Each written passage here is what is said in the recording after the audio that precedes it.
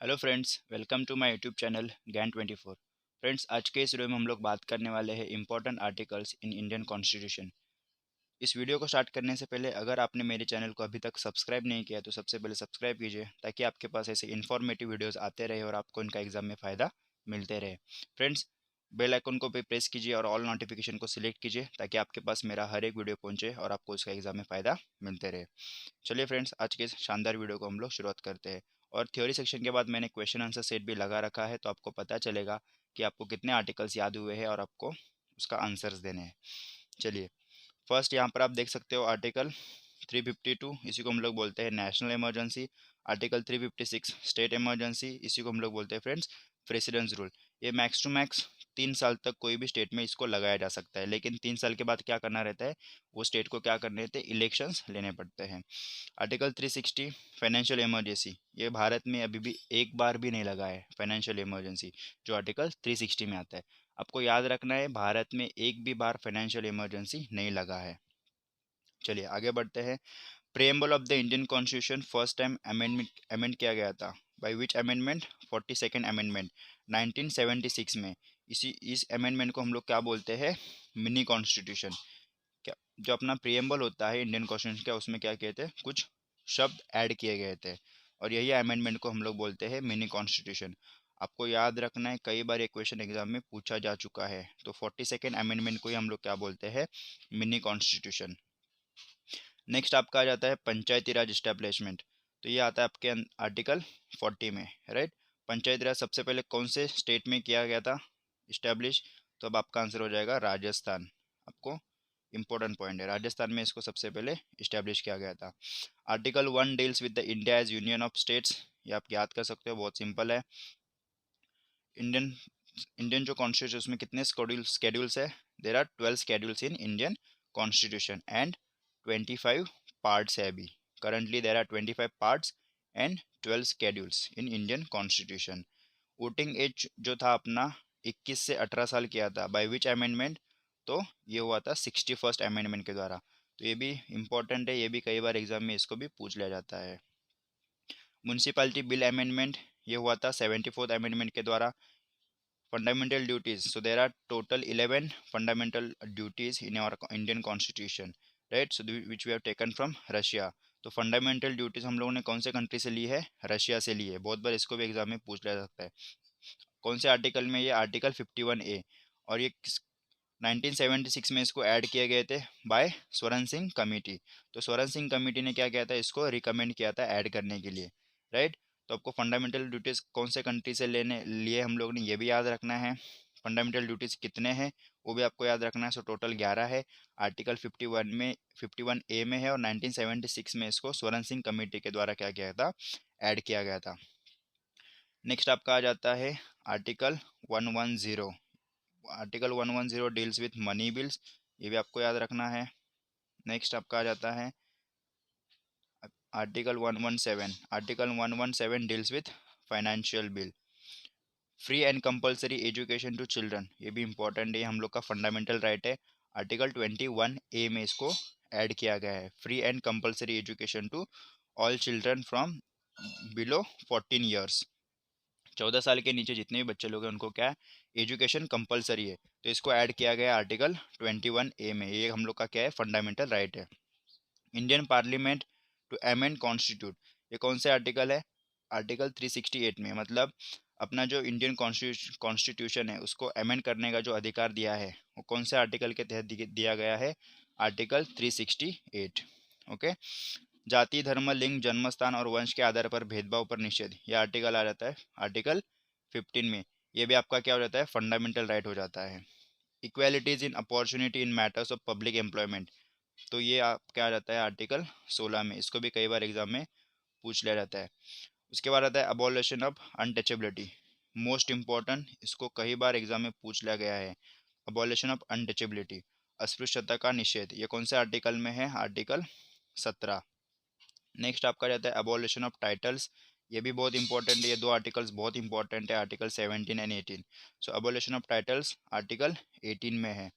उसके बाद right to education हम लोगों ने ऊपर वीडियो में देखा फ्रेंड्स, आर्टिकल 21A में आता है। ये क्या बोलता है आर्टिकल, जो 14 साल के नीचे जितने भी बच्चे हैं उनको क्या है, एजुकेशन कंपलसरी होता है।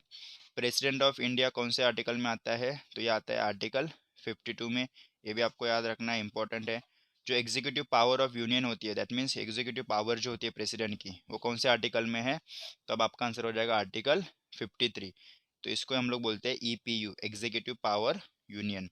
इलेक्शन ऑफ प्रेसिडेंट कौन से आर्टिकल के तहत किया जाता है, तब आपका आंसर हो जाएगा आर्टिकल 54। इम्पीचमेंट ऑफ प्रेसिडेंट, ये मोस्ट इंपॉर्टेंट है। इम्पीचमेंट, इम्पीचमेंट मतलब महाभियोग, मतलब अगर प्रेसिडेंट को हम लोग को हटाना होगा, प्रेसिडेंट के ऊपर कुछ भी आरोप लगते हैं, तो उनको कौन से एक प्रोसीजर रहता है, वो प्रोसीजर के तहत क्या किया जाता है, उनको इम्पीच किया जाता है। तो वो कौन से आर्टिकल में है, आर्टिकल 61। ये मोस्ट इंपॉर्टेंट है फ्रेंड्स, ये बहुत इंपॉर्टेंट, आपको याद रखना पड़ेगा इसको। नेक्स्ट है protection of interest in of minorities, ये आता है आर्टिकल 29 के तहत। Tenure of the vice president, sorry माफ कीजिएगा, टेन्योर ऑफ द प्रेसिडेंट आता है आर्टिकल 56(1) में, राइट। तो ये आपको याद रखना है। उसके बाद आता है vice president, article 63। Vice president article 66(1) gives the election process of vice president.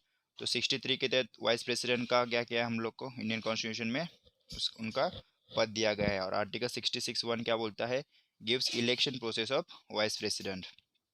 और आपको याद रखना है, जो वाइस प्रेसिडेंट होते हैं वो राज्यसभा के क्या होते हैं, चेयरपर्सन भी होते हैं। और उस इसी के लिए उनको क्या दिया किया जाता है, सैलरी भी दिया जाता है, किसको, वाइस प्रेसिडेंट को। नेक्स्ट आपका जाता है अटॉर्नी जनरल ऑफ इंडिया, इसी को हम लोग बोलते हैं महान्यायवादी। तो ये आ जाता है आर्टिकल 76। इसको भी, ये भी इंपॉर्टेंट है, इसको भी कई बार एग्जाम में पूछ लिया गया है। Provision of introduction and passing bills, तो ये आता है आर्टिकल 107 में।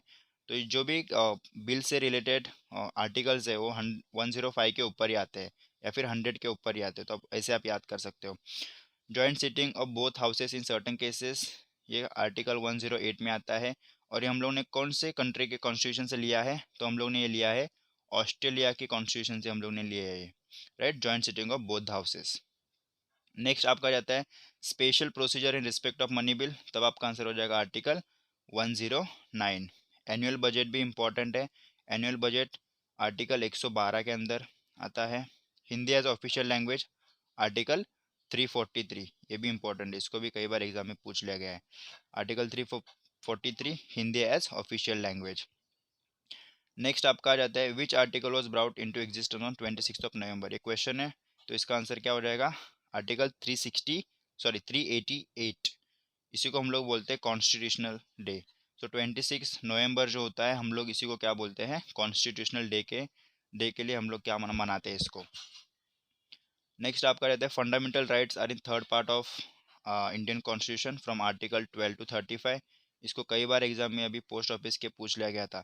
फंडामेंटल राइट्स कौन से पार्ट में है इंडियन कॉन्स्टिट्यूशन के, तब आपका आंसर हो जाएगा ये थर्ड पार्ट में है। और आर्टिकल 12 से लेकर आर्टिकल 35 तक इसको क्या किया है, इसमें है 12 to 35।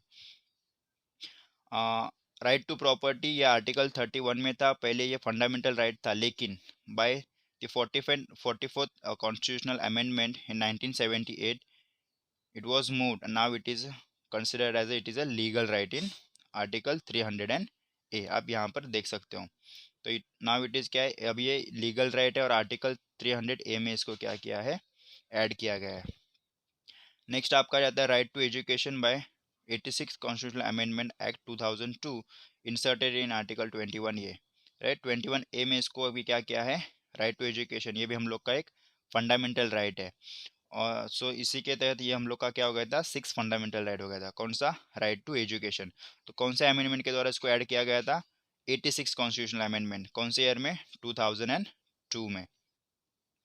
नेक्स्ट आपका जाता है राइट टू कॉन्स्टिट्यूशनल रेमेडीज, ये बहुत इंपॉर्टेंट है, इसी को हम लोग बोलते हैं राइट टू कॉन्स्टिट्यूशनल रेमेडीज। ये आर्टिकल 32 बहुत इंपॉर्टेंट है, इसको B.R. अम्बेडकर जी ने क्या कहा था, heart and soul of the Indian constitution, किसको, आर्टिकल 32 को।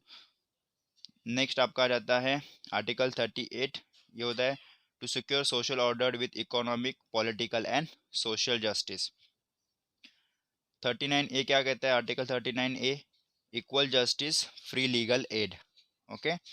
आर्टिकल 44 यूनिफॉर्म सिविल कोड, ये भी आपको याद रखना है, आर्टिकल 44 क्या है, uniform civil code. 48A protect the environment, ये सब DPSP में आते हैं। DPSP, directive principle of state policy, ये हम लोगों ने कौन से कॉन्स्टिट्यूशन से लिया था? आयरिश, आयरलैंड के कॉन्स्टिट्यूशन से इसको हम लोगों ने लिया था, याद रखना है इसको। आर्टिकल 48 ये क्या बोलता है? Protect the environment. Article 75, prime minister appointed by the president. Article 75 important है। आर्टिकल 75 के तहत क्या किया जाता है? प्राइम मिनिस्टर को अपॉइंट किया जाता है। और प्राइम मिनिस्टर को कौन अपॉइंट करता है? प्रेसिडेंट।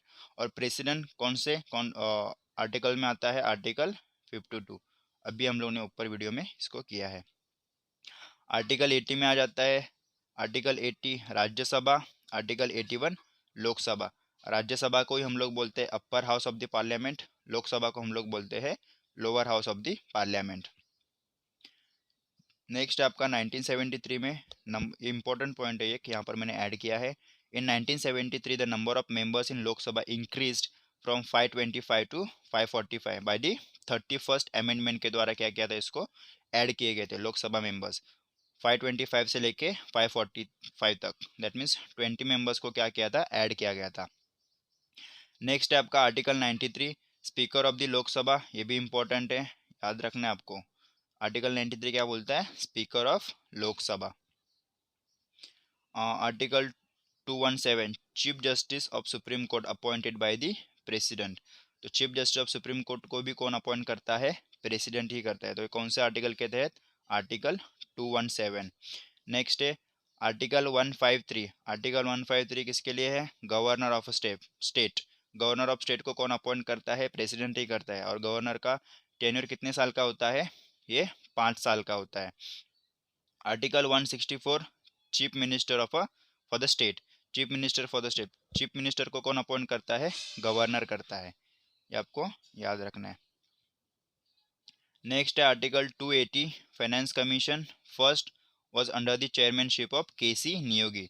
तो आर्टिकल 280 फाइनेंस कमीशन इंपॉर्टेंट, इसको भी कई बार एग्जाम में पूछ लिया गया है। Article 148, CAG, comptroller and auditor general of India. तो आर्टिकल 148 टू 151 सीएजी के लिए है। और सीएजी का टेन्योर 6 ईयर्स के लिए रहता है, या फिर वो 65 ईयर्स के बाद रिटायर हो जाते हैं। आपको इसको इसी तरह से याद करना है। और सीएजी को अपॉइंट कौन करता है? प्रेसिडेंट करता है। Article 324 to election commission of India, इसका भी 6 ईयर्स का टेन्योर होता है, या फिर 65 ईयर्स के बाद ये क्या होते हैं? रिटायर हो जाते हैं। आर्टिकल 338 एंड 338(1) एससीज, schedule caste and schedule tribes के लिए क्या है? रिजर्व करके रखा है। तो कौन से आर्टिकल के तहत? Article 338 and article 338(1). Article 315, UPSC, हम सबको पता है यूनियन पब्लिक सर्विस कमीशन को इसमें ऐड किया गया, यूपीएससी, आर्टिकल 315। चलिए फ्रेंड्स, जितने भी इंपॉर्टेंट आर्टिकल्स थे हम लोग ने इस वीडियो में कवर कर लिए। अभी हम लोग क्विज देखते हैं, क्वेश्चन आंसर सेट। तो चलिए स्टार्ट करते हैं। फर्स्ट क्वेश्चन आपका हो जाता है, what does article 54 deal with? तो आपको यहाँ पर 4 ऑप्शंस दिख रहे हैं, election of prime minister, election of president, election of chief minister, election of member of Lok Sabha. तो आपका आंसर क्या हो जाएगा? सही, इलेक्शन ऑफ प्रेसिडेंट। जैसे कि हम लोग को पता है आर्टिकल 52 में इलेक्शन प्रेसिडेंट होता है, और आर्टिकल 54 में क्या हो जाएगा? इलेक्शन ऑफ प्रेसिडेंट हो जाएगा। आपको याद रखना, आप यहाँ पर आंसर देख सकते हो, election of president. Next question आपका हो जाता है, which article deals with right to education? हम सबको पता है राइट टू एजुकेशन एक फंडामेंटल राइट है। इसको बाय 86 कॉन्स्टिट्यूशनल अमेंडमेंट द्वारा क्या किया था? इसको ऐड किया गया था। और कौन से आर्टिकल में इसको ऐड किया गया था? Article 21A। नेक्स्ट आपका क्वेश्चन आ जाता है, article 1 deals with India as union of territories. तो आपका आंसर हो जाएगा A, India as union of territories. Right, यहाँ पर आप आंसर चेक कर सकते हो। फोर्थ क्वेश्चन है, Panchayati Raj was establish under which article? तब आपका आंसर हो जाएगा आर्टिकल 40। और पंचायती राज सबसे पहले कौन से स्टेट में क्या इस्टेब्लिश किया गया था? तब आपका आंसर हो जाएगा Rajasthan. Article 44 deals with uniform civil code. तो आपका ऑप्शन नंबर सी सही हो जाएगा। Under article 343 which language was accepted as official language of India? हमको सबको पता है ऑफिशियल लैंग्वेज ऑफ इंडिया कौन सी है? हिंदी है। ऑप्शन नंबर बी आपका यहाँ पर सही हो जाएगा। नेक्स्ट क्वेश्चन आपका आ जाता है, which article protects interest of minorities? तो हम सबको पता है आर्टिकल क्या हो जाएगा? Article, question number A, sorry, option number A, article 29। Answer आप यहाँ पर देख सकते हो। There are total fundamental rights in Indian constitution. तो कितने हैं फंडामेंटल राइट्स अपने इंडियन कॉन्स्टिट्यूशन में? So we have a total 6 fundamental rights in our Indian constitution. और फंडामेंटल राइट्स कौन से पार्ट में आते हैं? तो ये थर्ड पार्ट में आते हैं, फ्रॉम आर्टिकल 12 टू आर्टिकल 35। सो कितने टोटल? 6 फंडामेंटल राइट्स है। नेक्स्ट क्वेश्चन है, the first financial commission was establish under the chairmanship of. अब इसका आंसर हो जाएगा आपका ऑप्शन नंबर सी, केसी नियोगी, इसका राइट आंसर है।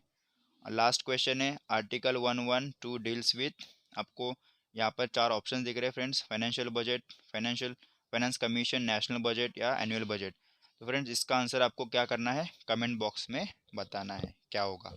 चलिए फ्रेंड्स, आज के इस वीडियो में इतना ही था। अगर ये वीडियो आपको अच्छा लगा है तो लाइक कीजिए, शेयर कीजिए और ज़्यादा से ज़्यादा इसको शेयर कीजिए। और चैनल को अभी तक सब्सक्राइब नहीं किया आपने तो सब्सक्राइब कीजिए।